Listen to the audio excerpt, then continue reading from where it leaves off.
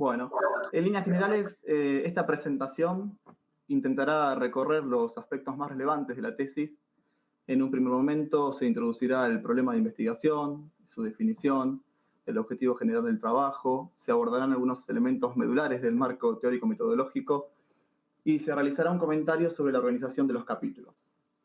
En un segundo momento se presentarán las conclusiones del trabajo junto con algunas reflexiones y consideraciones finales. Para introducir el problema de investigación al que se consagra esta tesis, es de suma importancia marcar en primer lugar el fuerte impacto que las políticas neoliberales aplicadas durante los años 90 tuvieron en la educación argentina. En un contexto de transformaciones sociales, políticas y económicas muy profundas, la educación inició el nuevo siglo atravesada por la fragmentación y la desigualdad. Tedesco analiza cómo, además de replantearse sus problemas tradicionales, la educación debió asumir nuevos interrogantes. En un escenario donde comenzaba a tomar vigor una retórica estigmatizante de lo público que tendía a realzar la supuesta eficacia del sector privado. En términos de Fellfeber, se trató de una estrategia de polarización entre lo público y lo privado que claramente permeó y dejó su huella contundente en la esfera educativa.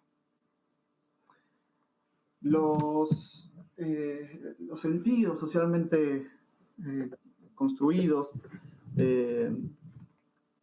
a partir de esta retórica han sido el foco de interés de estudios que abordan el papel de los medios de comunicación en la composición de la agenda social en educación. Es decir, de qué modo la construcción mediática, las cuestiones educativas y las miradas que los medios suscitan sobre sus actores y sus espacios estarían relacionadas con las representaciones sociales en materia educativa. En esta vertiente, siguiendo a Van Dijk, el análisis crítico del discurso aplicado al discurso de la noticia en la prensa diaria permite acceder a las propiedades de la producción de la información y a los valores y representaciones que manejan los periódicos y periodistas. Entonces, de esta manera, este trabajo que se inscribe en el campo transdisciplinario de la comunicación y de la educación, se ha propuesto responder a la siguiente pregunta. ¿De qué modos la educación pública en la ciudad de Buenos Aires tiende a ser representada discursivamente en la prensa digital? Entonces, adoptando el análisis crítico del discurso como enfoque teórico-metodológico, se han integrado elementos de las propuestas de Norman Fairclough, Tim Van Dijk y María Laura Pardo. En primer lugar, Fairclough sostiene la importancia de contemplar los eventos discursivos como instancias de prácticas socioculturales. Él propone un marco tridimensional para el abordaje del discurso, en el que el texto dialoga con prácticas discursivas, es decir, de producción, de consumo, de interpretación, y prácticas socioculturales, el marco sociohistórico en el que ese discurso adquiere sentido. De esta manera, es necesario que el análisis sea integral, que contemple la interdependencia de estas prácticas para poder acceder y desentrañar las representaciones ideológicas solapadas en el discurso y visibilizar su configuración en un orden social más amplio. En línea con este concepto, Tim Van Dijk señala que hay estructuras del discurso que pueden ejercer control sobre estas representaciones. De modo que se han tomado algunas categorías analíticas de su propuesta, como la lexicalización, la coherencia local y global, la presuposición, la implicación, donde aparecería solapada la ideología. Y la aplicación de estas categorías se articula con lo que propone María Laura Pardo en cuanto al principio de la jerarquización de la información y la teoría de la tonalización. Para Pardo, todo en la lengua está organizado jerárquicamente.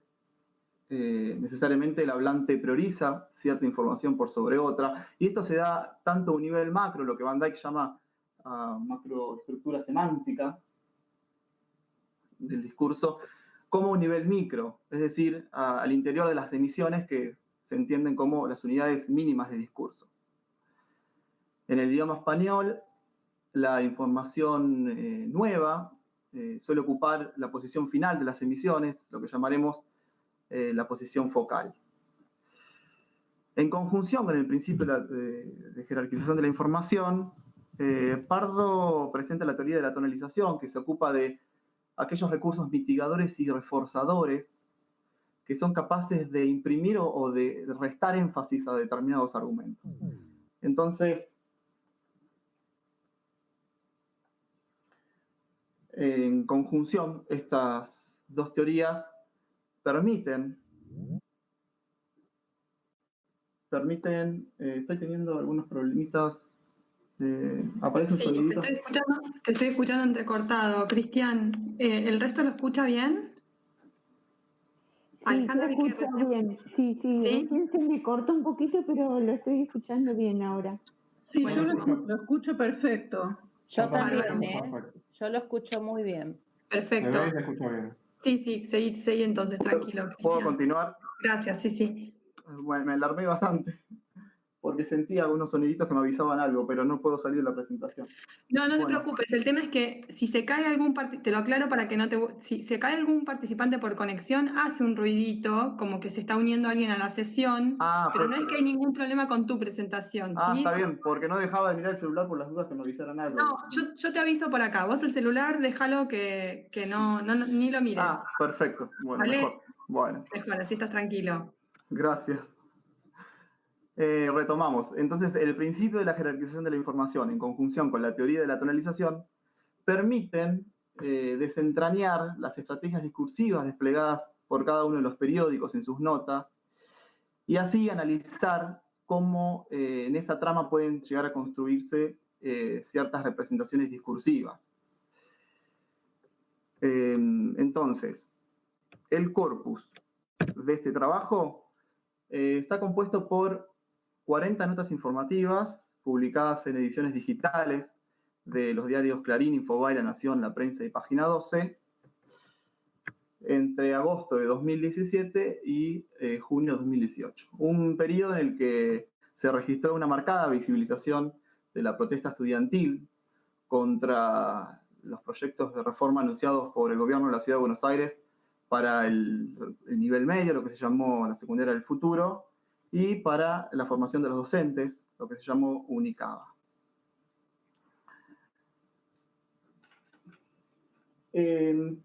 Bien, ¿cómo se procedió al abordaje del corpus? El procedimiento analítico recorrió las 3 prácticas interdependientes del discurso. Para eso, en primera instancia, se puso en discusión el discurso hegemónico sobre la educación pública, sobre sus actores, y se señalaron algunas características propias de la producción de la información periodística en las culturas mediáticas en que vivimos. Luego se procedió a la práctica textual, propiamente dicha, al análisis y descripción del corpus. Para ello se llevó a cabo un relevamiento de focos al interior de cada una de las emisiones, de cada una de las notas y de cada uno de los periódicos implicados. De manera que este relevamiento permitió acceder al modo en que aparece jerarquizada la información sobre cuestiones educativas en todas las notas del corpus y después parcialmente también. Este gráfico muestra la distribución total de focos en las notas del corpus y podemos apreciar una preponderancia de los hechos relativos a la política de gestión educativa, así como un predominio también de referencias a actores de la educación como docentes, gobierno, gremios y estudiantes. Serían las áreas temáticas más focalizadas en el corpus. Luego se procedió a reconocer recursos mitigadores y reforzadores, elementos léxico-gramaticales que funcionan enfatizando o debilitando argumentos, de manera que a través del principio de jerarquización de la información y el reconocimiento de estos recursos, fue posible determinar qué estrategias discursivas construye cada medio y luego examinar las posibles representaciones discursivas. En este caso, la tabla compara las representaciones discursivas en torno al área temática más jerarquizada del corpus, que es política y gestión educativa. Son ideas que retomaremos a continuación al presentar las conclusiones, pero antes de eso me parece interesante notar la congruencia que guarda la organización de los capítulos con el procedimiento analítico que hemos descrito. Podemos decir que hay un primer bloque de capítulos compuesto por la introducción, donde se presenta el problema de investigación, se lo contextualiza, se definen los objetivos, seguido por el marco teórico-metodológico, donde se discuten algunos conceptos y abordajes que hacen al marco referencial del trabajo. Luego, el estado de la cuestión, presentando una reseña de antecedentes relevantes en el campo de investigación en el que se inscribe este trabajo, para luego llegar a un segundo bloque compuesto por capítulos 4, 5 y 6, donde se observa una clara correspondencia con el procedimiento analítico al que hemos referido. El capítulo 4 ensaya una aproximación al discurso socialmente circulante sobre la educación pública, sobre sus actores. También traza algunas tendencias en el devenir de las políticas educativas actuales, sobre todo en la ciudad de Buenos Aires. Y el capítulo 5 se consagra al análisis textual, examinando la jerarquización de la información, su tonalización, para finalmente retomar elementos de estos dos capítulos y esbozar reflexiones sobre la manera en que las prácticas textuales en la representación mediática de la educación pública dialoga con su dimensión sociohistórica y su contexto político. Ahora sí, hemos llegado a las conclusiones que se organizan en torno a tres ejes.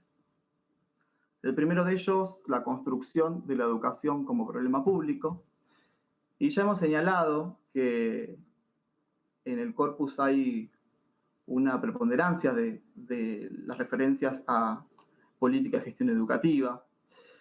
Se registra una tendencia a la convalidación de las reformas propuestas para el nivel medio y para la formación de los docentes. Estos cambios se presentan como instancias de innovación, reformas justificadas a partir de la construcción de una supuesta crisis educativa originada en el ausentismo docente, en su mala formación, en paradigmas desactualizados, en problemas de aprendizaje, en incumplimiento del calendario escolar. Es decir, que la mayoría de los periódicos examinados se alinean en este discurso deslegitimador de la educación pública y también promueven cierta naturalización del ingreso de actores privados en el diseño, en la discusión de las políticas públicas. Hay una visibilización de los encuentros de la ciudad con empresarios. Hay una construcción enfática de la voz del empresariado sobre la situación crítica de la educación en Argentina. Hay una convalidación de resultados de pruebas estandarizadas. Es decir, en términos de Boll, una forma de gobierno enlazada con el funcionamiento del mercado, ya que principalmente empresas privadas, fundaciones, ONGs, parecen haber sido, siguiendo a Felfeber, interlocutores privilegiados durante el macrismo. Página 12, sin embargo, discrepa de estas construcciones, enfatiza el carácter controversial que tienen estas reformas y lo inoportuno de estos cambios en algunas situaciones donde se ejerce un embate a la docencia y a la comunidad educativa en general. Bueno, en líneas con las construcciones de los medios, en este caso mayoritarios, hegemónicos, el gobierno es representado de una manera muy poco crítica. Se lo construye como un actor comprometido con la educación pública, asertivo en sus medidas, con capacidad de generar consensos. Sin embargo, página 12 construye representaciones que tienden a ejercer cierta crítica sobre el ataque simbólico a la comunidad educativa y a la desinversión educativa como una tendencia relevante que muchas veces lleva, por ejemplo, a privaciones de infraestructura y que tiene mucho que ver con las tendencias privatizadoras. En línea con la construcción positiva del gobierno, los gremios son presentados como actores alejados de los debates trascendentales de la educación, enfocados en cuestiones meramente salariales, con argumentos que tienden a ser debilitados. Y aquí se establece cierto diálogo con la mirada que tiene la nueva gestión pública sobre las entidades sindicales, considerándolas obstáculos para la democracia enraizados en relaciones de influencia. Ahora nos adentramos en la vida escolar cotidiana, el quehacer escolar diario, la vida del aula. Y es interesante notar que estas situaciones, estos acontecimientos reúnen solo un 8% de los focos. Mientras que actores que protagonizan el quehacer diario escolar, docentes y estudiantes, alcanzan un 22%. Una mirada atenta a los resultados del análisis permite desentrañar el porqué de esta disparidad. Los docentes y estudiantes tienden a ser representados en el marco de la construcción de problemáticas estructurales de la educación, es decir, más allá del aula y de la escuela, de un orden macroeducativo. Por ejemplo, los docentes se construyen a partir de un énfasis en su ausentismo, muchas veces motivado por la adhesión a medidas de fuerza, las deficiencias en su formación, cuestiones que aparecen vinculadas a la crisis educativa y que también tienen mucho que ver con los discursos deslegitimadores del trabajo y de la formación docente implantado durante los años 90. Hay organismos internacionales, principalmente el Banco Mundial, como advierte Felfeber, que apuntan contra la docencia, la consideran el principal responsable de los fracasos educativos en la región.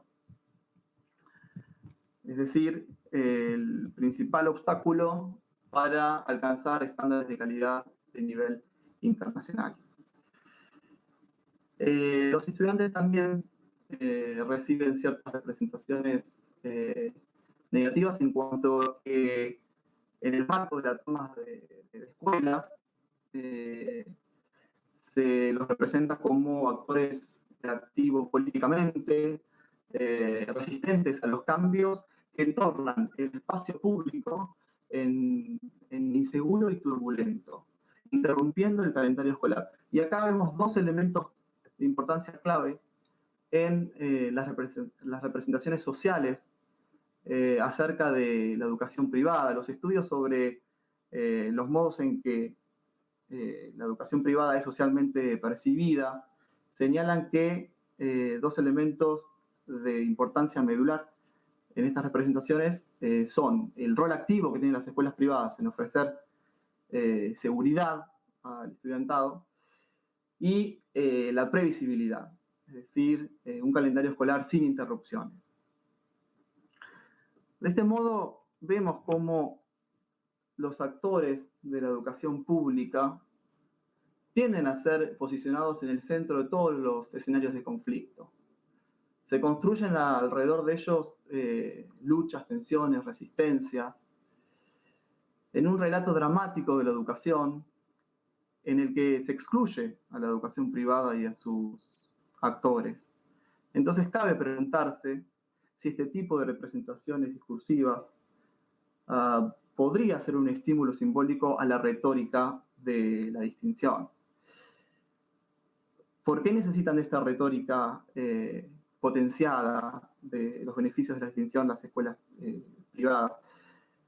Remontándonos a los 90 nuevamente y siguiendo a Mintellaga, en aquellos años se consolida una posición antiestatista para redefinir lo público, flexibilizando el clivaje entre educación pública y educación privada, de manera que toda la educación pasó a ser pública, las escuelas privadas pasaron a considerarse públicas de gestión privada. De este modo, la distinción público-privado parecería reducirse a un problema de estilos de gestión. Tal es así que las representaciones que se visibilizan a partir de este trabajo podrían ejercer cierto alimento simbólico para esta necesidad de distinción que tienen las escuelas privadas, que debieron parecerse a las escuelas públicas, para asegurarse sus subsidios, sus beneficios por parte del financiamiento del Estado. Pero a su vez, debieron diferenciarse de las escuelas públicas para hacer realizable su mercancía. Entonces, en este entramado, también vale considerar el poder económico que tienen estos medios hegemónicos, estos medios que construyen este tipo de representaciones, para poder difundir con fuerza a través de una multiplicidad de redes y en amplios territorios este tipo de representaciones que parecerían estar operando en favor de las tendencias privatizadoras y de la mercantilización de la educación pública. Tal es así que fundamentalmente este trabajo ha buscado visibilizar los modos en que los medios, sobre todo la prensa digital, construyen las cuestiones educativas y la mirada que suscitan sobre sus actores, poniéndolo en diálogo con ciertos procesos sociales y sobre todo con ciertas estrategias político-discursivas dominantes. A partir de los resultados del análisis y de las conclusiones elaboradas, se abren algunos interrogantes, como por ejemplo, hasta qué punto este tipo este modo de operar de estos medios hegemónicos podría estar favoreciendo ciertas mutaciones que se dan al interior de la esfera privada, como lo es el incremento sostenido de la matrícula en la última década, principalmente en la ciudad de Buenos Aires. Por lo tanto, también parecería plausible plantear líneas de investigación que indaguen críticamente qué tipo de educación y qué tipo de sociedad estarían favoreciendo estas representaciones discursivas, estas representaciones ideológicas difundidas por medios hegemónicos. Ya que, en definitiva, es el espíritu de los estudios del discurso en educación hacer un aporte en la construcción de sociedades más justas, más inclusivas y fundamentalmente más democráticas. Muchas gracias.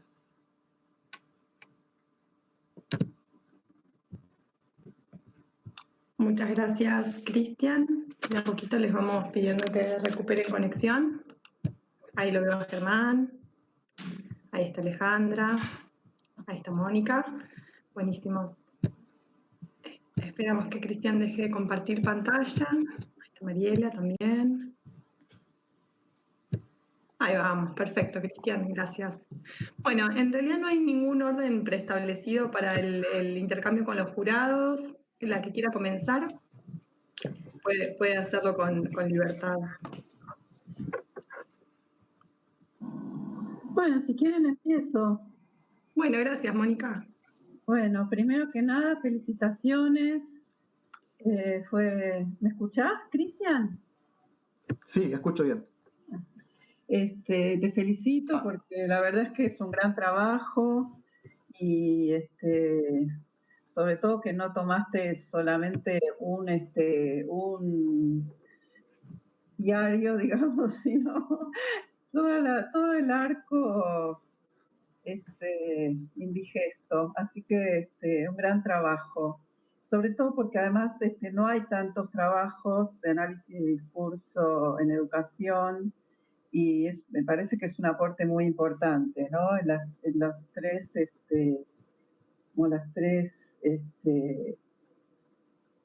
corrientes teóricas que tomaste. En realidad no son tres, pero digamos de cada uno de los autores tomaste alguna parte. Ellos adscriben a su propia estructura conceptual. Me parece que la pregunta es importante, sobre todo porque todos sabemos cómo transmiten ideología o qué ideología transmiten estos diarios, pero indagar en cómo se construyen, hacer un estudio pormenorizado de cuáles son los temas, los ejes que priorizan, cómo este discurso neoliberal se va estructurando de maneras más o menos sutiles, más o menos manifiestas y sobre todo también lo que no mencionan nunca o casi nunca, ¿no? Que no es algo poco importante lo que se oculta. Y sobre todo, me parece que es muy interesante en tus conclusiones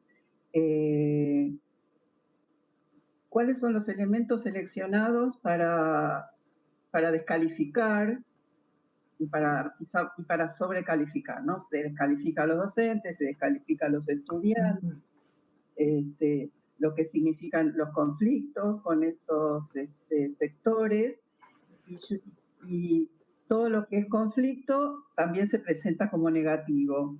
En cambio, todo lo que viene del gobierno, de las políticas del gobierno macrista, es sobrecalificado, considerado en forma positiva. También lo privado se legitima de esa manera, de maneras, como decía, manifiestas y sutiles. Creo que eso es un aporte importante. El tema de las lógicas privatizadoras, y me gusta que hayas tomado esa continuidad histórica que hay, porque en realidad lo que nosotros vimos en 2015 a 2019 fue una exacerbación de algunos rasgos y también, bueno, la profundización de la tarea mediática. Justamente esa es la tarea que elegiste analizar, y también de lo judicial, que eso faltan capítulos, junto con las políticas económicas. Justamente yo estaba preparando una charla para mañana y una de las cosas que estaba pensando con el discurso neoliberal es cómo vemos siempre las políticas económicas y sus consecuencias, que son gravísimas, pero casi nunca pensamos en esas redes sutiles retóricas que nos están penetrando todo el tiempo a través de todas las pantallas. Y esto creo que, bueno, es un aporte a poder estar interpretando eso y a estar atentos.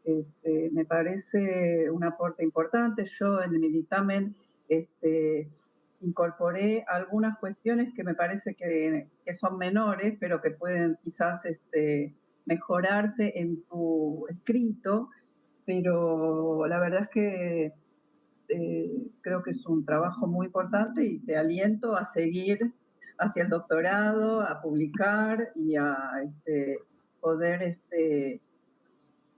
difundir este tipo de trabajo, porque creo que esa es nuestra tarea principal. Así que bueno, felicitaciones de nuevo y al director también. Muchísimas gracias. ¿Continuamos o puedo...? Sí, no, contestale tranquilo, Cristian, por las dudas que haya algún problema con alguna conexión, así va cerrando como instancias. Bueno, agradezco profundamente las apreciaciones. Ha sido un trabajo, sí, ciertamente arduo, intenso, muy minucioso. Fue un proceso en el que hubo ciertos avances y retrocesos, y incluso la devolución súper valorable y respetuosa de los dictámenes, esas sugerencias, observaciones, comentarios, me ayudaron a seguir repensando la manera en que construí las conclusiones, en las miradas propias sobre el trabajo, sobre los resultados alcanzados. Así que sumaron un aporte más en este proceso, que es un proceso de aprendizaje permanente. Y bueno, el objetivo fundamental era poder llegar a realizar un aporte en los estudios del discurso. Así que este reconocimiento para mí es súper valorable y bueno, mi gratitud por eso. Merecido. Muchas gracias. Mariela, Alejandra. Sí, si quieren yo puedo seguir. Buenísimo. Bueno, Cristian, la verdad que el trabajo es consistente. Las distintas categorías conceptuales que trabajás realmente a lo largo de la escritura del trabajo refieren a autores y se configuran en un entramado muy interesante para analizar esas notas que vos seleccionás para representar la idea de tu trabajo. Me interesó mucho el diálogo que vos establecés entre los 90 y esas notas que son, digamos, posteriores, porque precisamente lo que sucedió es que en esas notas se representaban muchos de los discursos que habían, digamos, que estaban presentes en los 90. Y bueno, por ejemplo, uno de ellos es la criminalización de los docentes, ¿no? Que vos muy bien recuperás y que bueno, que en los 90 también estuvo muy presente en los medios. Muchas de las publicaciones periodísticas de los 90, de ciertos medios, retomaban muchos de los discursos del Banco Mundial para seguir criminalizando a los docentes y a los gremios, o sea, a estas formas asociativas que precisamente lo que hacen es defender los derechos de los docentes. Bueno, eso también estaba muy presente en los 90 y vos muy bien lo trabajás en esas 40 notas que seleccionás. Respecto al análisis crítico del discurso, me parece que hiciste una construcción muy interesante, que sin dudas estoy segura que ahí Germán te apuntaló bastante en ese sentido, por su trayectoria y por sus trabajos realizados. La pregunta, digamos, que yo te quisiera hacer se vincula con esto que vos, digamos, dimensionás como política y gestión educativa, ¿no? Porque vos haces referencia, digamos, en varias oportunidades en en la exposición de la ideología y en el trabajo referís a la ideología y los valores sociales. Me gustaría saber, digamos, si vos advertiste alguna diferencia entre lo que los medios señalaban respecto al sistema educativo en general y si había alguna diferencia respecto a las apreciaciones o a esas ideologías y valores sociales respecto a la educación de la Ciudad de Buenos Aires. Porque sabemos que el sistema educativo no es homogéneo ni en el sector público ni en el sector privado. Entonces, si vos pudiste advertir en esa lectura, en ese análisis que vos hiciste, alguna cuestión que diferencie a esa educación de la Ciudad de Buenos Aires respecto al resto del sistema educativo. Sí, digamos, más que nada, digamos, preguntarte eso.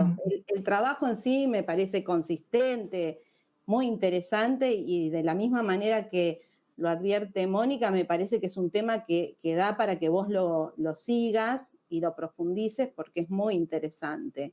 Y bueno, y advertimos también en estos últimos tiempos que los medios cobran un protagonismo muy, muy fuerte en la construcción de la agenda pública. Entonces, me parece que eso es un trabajo muy interesante para continuar. Pero la pregunta refiere principalmente a esta cuestión, si pudiste advertir en esa ideología, en esos valores que se representan a través de estas notas, alguna distinción entre lo que refiere a la Ciudad de Buenos Aires y al resto del sistema educativo. Bueno, muchas gracias por la devolución, por los comentarios. Para la preparación de la presentación, realmente todo eso sumó muchísimo. Con respecto a la construcción de las reformas propuestas por el gobierno de la Ciudad de Buenos Aires, sí se observa cierta tendencia a focalizar la instancia de innovación que propone el gobierno de la ciudad. En algunos casos se subraya la idea de transformación única en los últimos 50 años, lo cual distingue de otras jurisdicciones. Y por supuesto que las construcciones adoptan una mirada súper acrítica de estos cambios que introduce. Las representaciones son positivas en cuanto a que vendrían a subsanar la crisis que atraviesa la educación. Y cuando se construye esta crisis educativa a partir del ausentismo, a partir de los malos resultados obtenidos en pruebas estandarizadas, digamos como que tienen un alcance nacional, pero las notas que construyen cambios a partir de esa crisis sí son exclusivamente de la Ciudad de Buenos Aires. En ese sentido, podríamos advertir como ciertos valores diferenciales en cuanto a las tendencias que adopta la ciudad, que no dejarían de ser procesos de mercantilización de la educación, pero son construidos como instancias de innovación. Básicamente eso.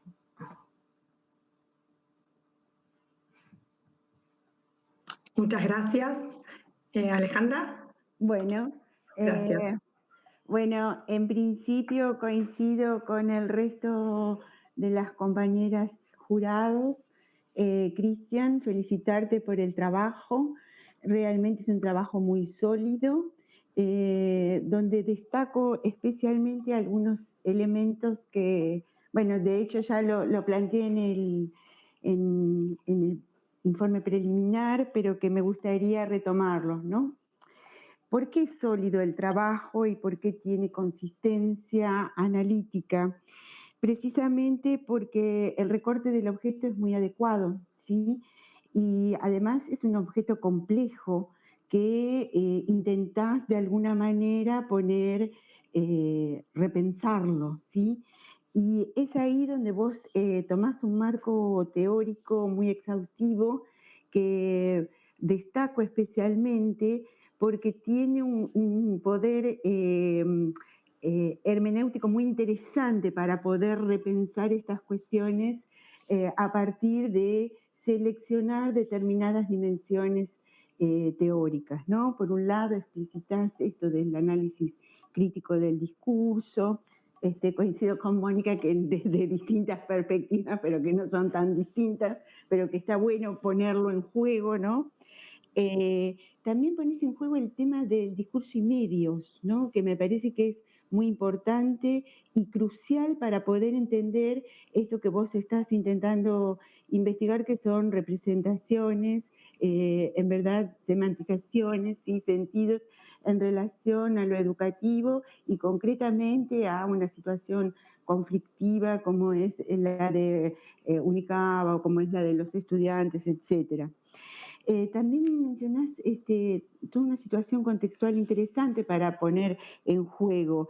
Y además me parece que ahí está como gran parte de la eficacia del trabajo. Pones en juego estas dimensiones tanto discursivas, educativas, con el discurso neoliberal. Creo y me parece reinteresante, retomando esta cuestión que señala en sus trabajos Mónica y que vos lo retomás, ¿no? Cómo en verdad ese discurso educativo es colonizado por el discurso neoliberal. Y ahí es donde vos podés hacer esa línea entre lo que aparece como la teoría neoliberal y cómo eso se resignifica en forma permanente en el discurso mediático. Con esta cuestión que no es menor, ¿no? Cómo el discurso mediático nos interpela en forma permanente en nuestra propia cotidianeidad. Entonces, esto que vos hacés de poder desnaturalizarlo, de poder seccionarlo, de poder establecer un corpus, de poder someterlo a partir de determinadas categorías analíticas, me parece sumamente valioso porque precisamente es lo que te permite desentrañar ese discurso que nos parece tan accesible y tan inmediato. Mira, lo vi en la televisión, lo escuché, no sé, los docentes están en la escuela pública están mal preparados, hacen paro todos los días, no sé, esas cosas que escuchamos siempre desde el sentido común, que se repiten y se replican, vos lográs a partir de estas cuestiones así muy minuciosas, tanto desde lo teórico como desde lo metodológico, poder desarmarlo y desmesurar, de esto, ¿no? Esto que hacemos, yo hago así porque me parece, me da cuenta como de ese proceso que implica la desnaturalización de esos sentidos desde hegemónicos que se constituyen y se cristalizan en el sentido común y que el neoliberalismo nos ha atravesado en lo económico, pero también en lo simbólico, en lo discursivo, y no sé, cualquiera de nosotros, incluso que estamos trabajando todo el tiempo en esto, caemos en las trampas en que nos ha tendido ese proceso, ¿no? Así que en ese sentido me parece que está muy bien lograda, coincido con el resto de las compañeras que hay mucho para seguir trabajando. Y nada, y yo solamente te voy a hacer una pregunta de tipo de cómo, de algo así como que me cuentes un poquito la cocina del trabajo, ¿no? ¿Cómo vos llegaste a este lugar? Y bueno, porque yo sé que no es sencillo esto de leer los diarios, ¿no? Y bueno, a ver, algo así sencillo como para que podamos entender ese quehacer investigativo que implica analizar medios masivos y en este caso puntual medios digitales, ¿no? Así que eso es lo que me gustaría conocer, Cristian. Bueno, muchísimas gracias por la devolución. Para dar respuesta a esa inquietud me permitiría hacer un comentario desde lo personal, que fue una de las motivaciones para proponerme hacer este tipo de investigación. Habiendo transitado los pasillos y las aulas de la escuela pública durante más de 10 años, en un momento me pregunté qué es lo que hacemos tan mal para que nos representen de esa manera los medios. Bien. Y después, habiendo conocido el análisis crítico del discurso, estando en la mención comunicación, con todas las herramientas que uno adquiere para entender un poquito en qué consiste el proceso de representación mediática, me pareció viable, relevante y pertinente poder indagar en estos procesos, en este modo de operar que tienen los medios, sobre todo hegemónicos, para presentar ese tipo de miradas tan negativas sobre los actores de la educación pública, que no coinciden y no coinciden con mi experiencia dentro de la escuela pública. Yo no siento que todo lo que hagamos sea de mala calidad. Entonces, yo quería avanzar un poquito en la resolución de ese dilema quizás interno mío, pero bueno, lo llevé al campo de una investigación. Y me parece que los resultados aportan evidencia significativa sobre cómo la labor mediática allana el camino para introducir ciertas reformas, naturalizando tendencias como la privatización y la mercantilización. Así que fundamentalmente ese fue el objetivo y siento que en una buena medida pude cumplirlo. Qué bueno.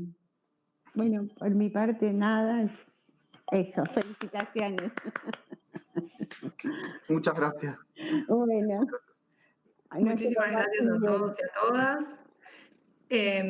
A ver, Germán, en este espacio es el momento en que te podemos ceder la palabra, por si querés hacer algún comentario. Gracias, chicas. Buen día, Alejandra, Mariela, Mónica. Gracias por su lectura atenta, por el compromiso con la tarea.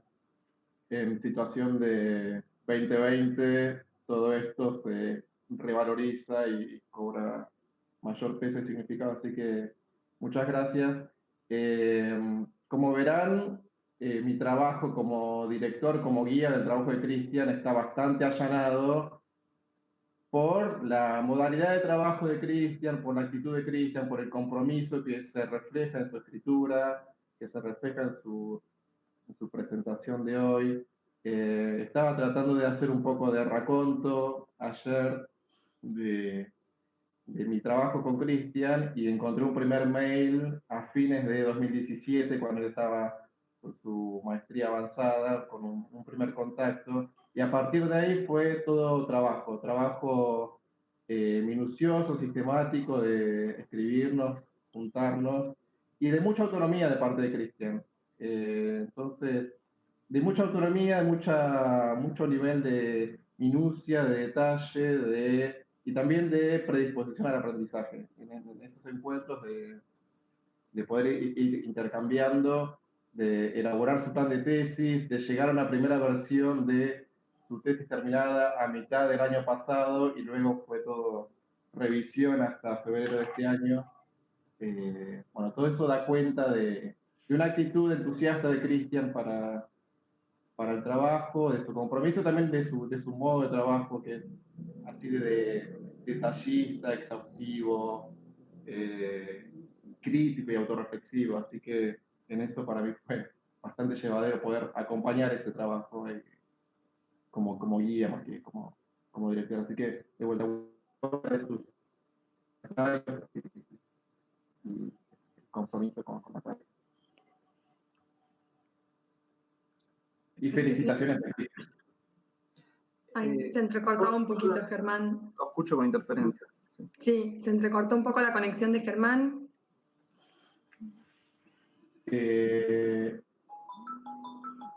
No sé hasta qué parte llegamos nada, pero bueno, era una revalorización del trabajo de Cristian y una vuelta al agradecimiento a las juradas. ¿Puedo responder? Sí, obvio que sí.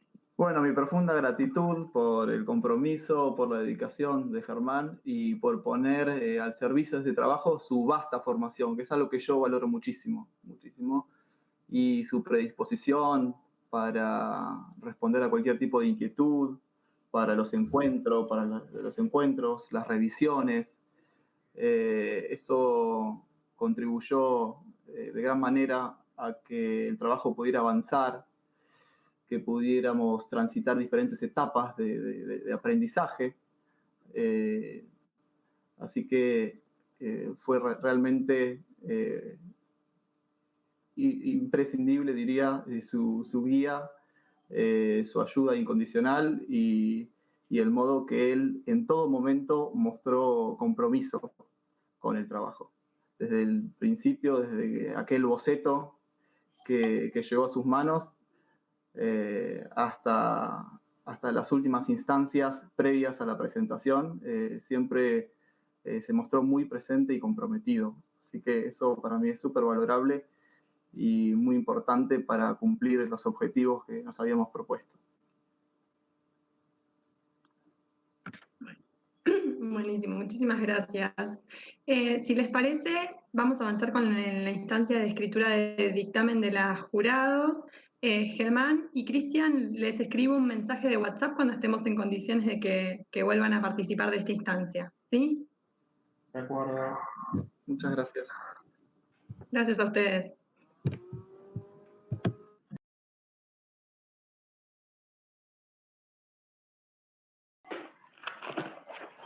Bueno, si les parece, la leo. Cuando quieras, Alejandra. Sí, ya estamos todos. Perfecto.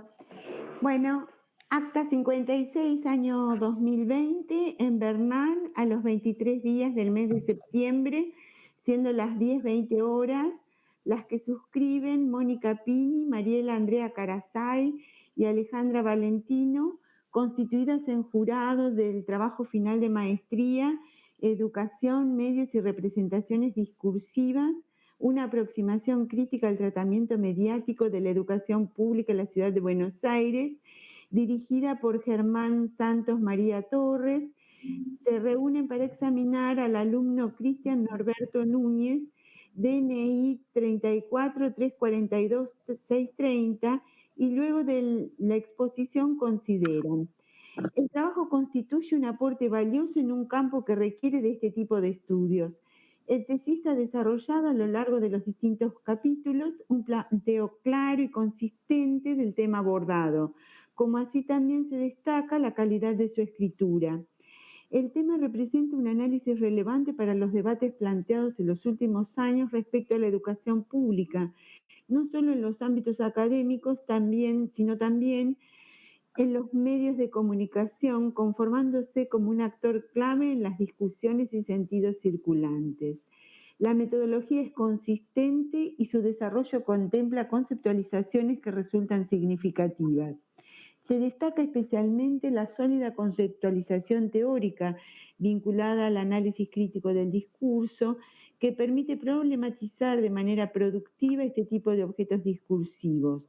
Se destaca cómo a lo largo de todo el trabajo el maestrando se apropia del análisis semiolingüístico, ya que logra operacionalizar cada una de las categorías, tanto teóricas como metodológicas que utiliza. Las conclusiones se desprenden rigurosamente del desarrollo analítico realizado a lo largo del trabajo. Por su parte, en la defensa oral, el maestrando desarrolló su trabajo de manera precisa, recuperando los comentarios realizados por las miembros del jurado en los predictámenes. Se destaca especialmente que el trabajo es un aporte importante para el campo de la comunicación, educación y discurso.